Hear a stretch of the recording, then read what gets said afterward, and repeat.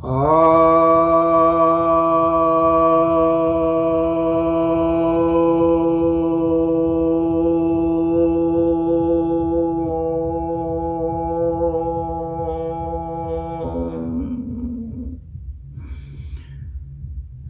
भक्तजनों को सप्रेम। भक्तों, आज आपकी जिज्ञासाओं का समाधान लेकर के आया हूँ। वैसे जिज्ञासाएं तो बहुत हैं, लेकिन कुछ का ही समाधान हो पाएगा। फिर धीरे धीरे क्रमशः प्रतिदिन जो विशेष उपयोगी मुझे लगेगा मैं उस पर समाधान करता रहता हूँ। एक जिज्ञासा है, क्या आपके वेद का कोई ऐतिहासिक प्रमाण है? इसे ईश्वरी क्यों मानते हैं? पहली बात तो मैं यह कहूँगा कि ये आपका वेद से और तुम्हारे वेद से क्या लेना देना है। वेद तो सभी के लिए है। यह किसी संप्रदाय विशेष के लिए, किसी पंथ विशेष के लिए यह नहीं है, पूरी मानवता के लिए है।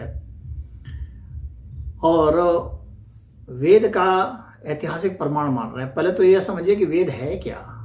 ऐतिहासिक प्रमाण मानने के पहले वेद का अर्थ होता है ज्ञान। ज्ञान का ऐतिहासिक प्रमाण क्या है? ज्ञान कोई ऐतिहासिक वस्तु तो है नहीं, उसका प्रमाण क्या होगा? ज्ञान का कोई ऐतिहासिक प्रमाण नहीं होता है। तो वेद जो है, यहाँ पर प्रतीत होता है कि वेद का अर्थ ये समझ रहे हैं कि कोई ग्रंथ विशेष, तो उसको वेद संहिता कहा जाता है। वेद नहीं कहा जाता है, वेद संहिता है। और वेद संहिता जो है वह लिखित नहीं है, वह परंपरा से चलती आई है। यानी वो भरबली, उसको श्रुति कहा जाता है। गुरु ने शिष्य को बता दिया, शिष्य ने पूरा उसको कंठस्थ कर लिया और उसी अंदाज में कंठस्थ किया जाता है। यानी उच्चारण सहित उसको कंठस्थ करते हैं वेद को। तो गुरु शिष्य परंपरा से यह सुनते सुनाते आया है, तो इसलिए इसका कहीं लिखा हुआ नहीं है। और इसलिए लिखा नहीं गया था क्योंकि लिख देने से क्या होगा कि उसको कोई मिटा सकता है, कोई उसमें कुछ जोड़ सकता है। यहाँ कुछ लिखा गया, वहां कुछ लिखा गया, अंतर आ जाएगा। तो लिखे हुए को जिसको आप प्रमाण समझते हैं, उसको वास्तव में प्रमाण नहीं मानता है। पहले तो समझिए कि प्रमाण क्या है। प्रमाण किसको कहेंगे? प्रमाण की परिभाषा भी तो इसमें आनी चाहिए। प्रमाण का अर्थ होता है कि जिसके जरिए हम किसी चीज को सिद्ध करते हो। तो वेद के मंत्र भी हैं, वो तो अपने आप ही सिद्ध हैं, तो वे तो अपने आप ही प्रमाणित हैं। आप उसका डेट फाइंड आउट करना चाहते हैं कि डेट कब है, तो उसका डेट का कुछ पता नहीं चलेगा, क्योंकि वेद में जितने भी मंत्र हैं वे बहुत पुरातन काल से चलते आ रहे हैं और कोई सटीक नहीं बता सकता कि इस समय से ही है। थोड़ा बहुत जो हल्का फुल्का जो आदमी अनुमान लगाता है, वह इस अर्थ में लगाता है कि उसमें जो बातें हैं वर्णित, वे बातें किस काल की हो सकती हैं। अन्य जो तथ्य हैं इतिहासकारों के पास, उसके समकालीन, उसके अनुसार जो है वह अनुमान लगाते हैं कि इस काल का होगा। तो वेद में बहुत सारे मंत्र हैं जो बतलाते हैं कि 1500 वर्ष के हैं, कुछ बतलाते हैं जो 2000 वर्ष के हैं। उसके कुछ मंत्र हैं जो 2500 वर्ष के हैं, कुछ 4000 वर्ष के, कोई 5000 वर्ष के, कोई 10,000 वर्ष के, कोई 25,000 वर्ष तक के भी शामिल हो रहे हैं। तो कैसे कहा जाएगा जो वेद संहिता है, मैं उसकी बात कर रहा हूं। तो वह संहिता तो खैर बाद में लिखी गई और अलग अलग लिपियों में लिखी गई। तो संस्कृत भाषा अलग अलग लिपियों में, चाहे ब्राह्मी लिपि रही हो, चाहे अन्य खरोष्ठी लिपि रही हो, या और भी जो भी लिपियां थी, उन लिपियों में वो तो बहुत बाद में लिखी गई। तब लिखी गई जब ये इस परंपरा में उसको उसी हिसाब से उसको याद करना सबके लिए कठिन होता गया।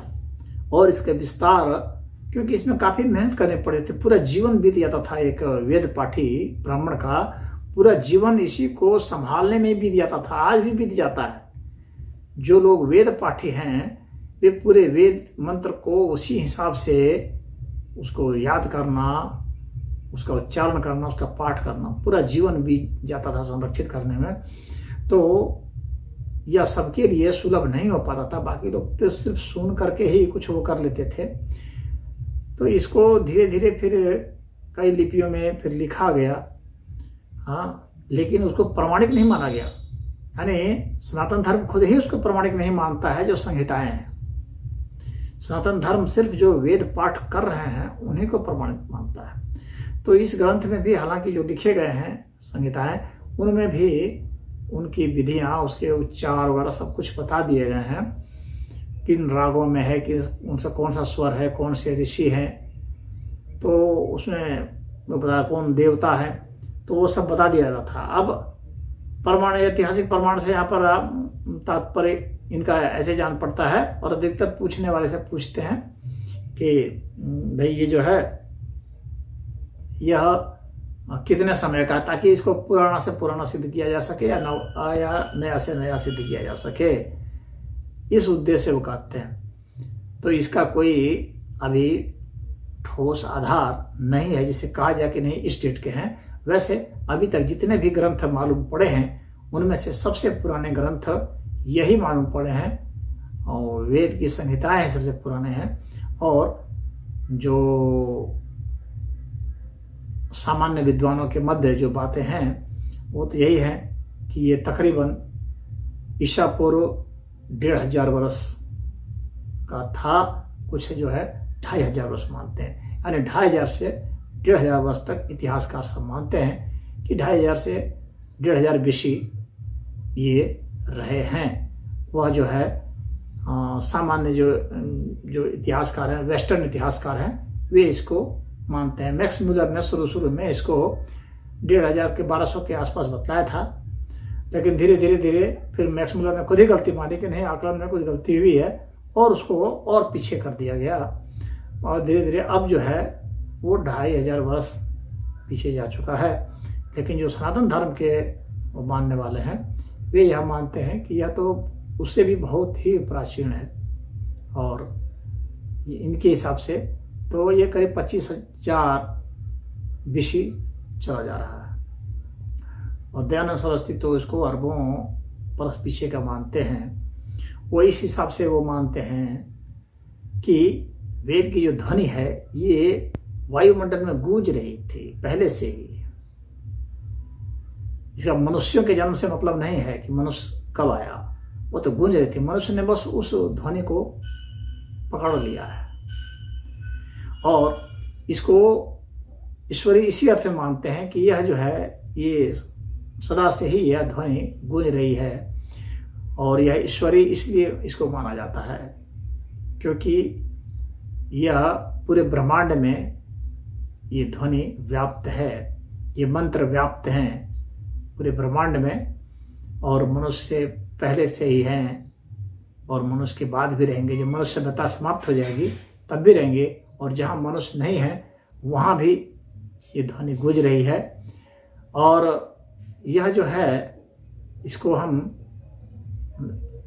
पढ़ के लिख के सीखे नहीं हैं, बल्कि इसको ऋषि मुनियों ने इसका साक्षात्कार किया है, इसको रिसीव किया है। यानी वायुमंडल में जो विद्यमान है प्राकृतिक रूप से वे मंत्र वे रिसीव किए गए हैं, इसलिए उसको ईश्वरीय मानते हैं। यानी ईश्वर प्रदत्त हैं, ईश्वर की ही रचना है, और ये जो है कोई ऐतिहासिक चीज नहीं है। सनातन धर्म यह मानता है कि यह ऐतिहासिक नहीं है, ये ईश्वरीय है, और इसमें जो भी वर्णित है उसका इतिहास से कोई लेना देना नहीं है। उस मंत्र का क्या ऊर्जा से लेना देना है, और उससे और जो सूक्ष्म अस्तित्व है, जो चेतना है, उससे लेना देना है। तो ऊर्जा को और चैतन्यता को दिखलाने के लिए, चेतना को दिखलाने के लिए, उनके बीच में किस तरह से घटनाएं घटती हैं उनके संयोग वियोग से, उसको बतलाने के लिए ही ये मंत्र हैं। और किस तरह से उत्पत्ति, स्थिति और प्रलय होते हैं उसको बतलाने के लिए हैं। तो इसलिए ये जो है ईश्वरीय, इसलिए इसको माना जाता है। और आप जिस तरह से प्रमाण खोज रहे हैं कि कहीं कोई किताब मिल जाए, तो ऐसी पांडुलिपियाँ बहुत हैं। 28,000 पांडुलिपियाँ तो पुणे में ही हैं। तो पुणे में 28,000 पांडुलिपियाँ मिली हैं। तो अगर उस तरह से सोचेंगे तो परमाणु, अगर आप उसको प्रमाण मानते हैं, तो बहुत लोगों को बहुत सारे पांडुलिपियाँ कहाँ कहाँ मिली है, तो उसमें से किसको क्या माना जाएगा। और पढ़े हुए बर्लिन में भी, जर्मनी में बर्लिन में तो इसकी पांडुलिपि पड़ी हुई है। भारत में भी पुणे में पांडुलिपि इसकी पड़ी हुई है। अब अलग अलग पांडुलिपि के अलग अलग डेट आते हैं। तो पांडुलिपि से आधार नहीं है। वेद तो जो है वह श्रुति है, वो कोई लिखी हुई चीज़ नहीं है। पक्की पत्थर में लिख दिया, कि कागज में लिख दिया, कि चमड़े में लिख दिया और उससे आप इसका डेट निकाल लेंगे। उससे डेट निकल भी नहीं सकता है। उससे यह निकल सकता है कि लिखा किस समय गया, उससे उस मंत्र का डेट नहीं निकल सकता है। उससे यह तो निकल सकता है कि भाई जो है इसने यहाँ लिखा इस पत्थर पर, तो ये लिखने का यह डेट हुआ और वह उस व्यक्ति के द्वारा लिखा गया। तो उससे उस मंत्र की ऐतिहासिकता का पता नहीं चलेगा। वो मंत्र के उस व्यक्ति के द्वारा लिखे जाने की ऐतिहासिकता का पता तो चल सकता है। तो इस चीज को समझ लेना चाहिए। और वेद को ईश्वरीय मानने के पीछे आधार यही है कि उसको रचा नहीं गया है, बल्कि उसको जो है महसूस किया गया है, बोध के द्वारा अनुभूत किया गया है। और वह समाधि अवस्था में जा करके ऋषि मुनियों ने अनुभूत किया है ध्वनि को। और आप भी आज भी अनुभूत कर सकते हैं उन मंत्रों को, यानी उसकी स्फुरणा आपको हो जाएगी और आपको उसी प्रकार के ही मंत्र प्राप्त हो जाएंगे। तो वहाँ पर उद्देश्य यही है बतलाने का कि ऐतिहासिक यह नहीं है, बल्कि यह ईश्वरीय है। हरि ओम।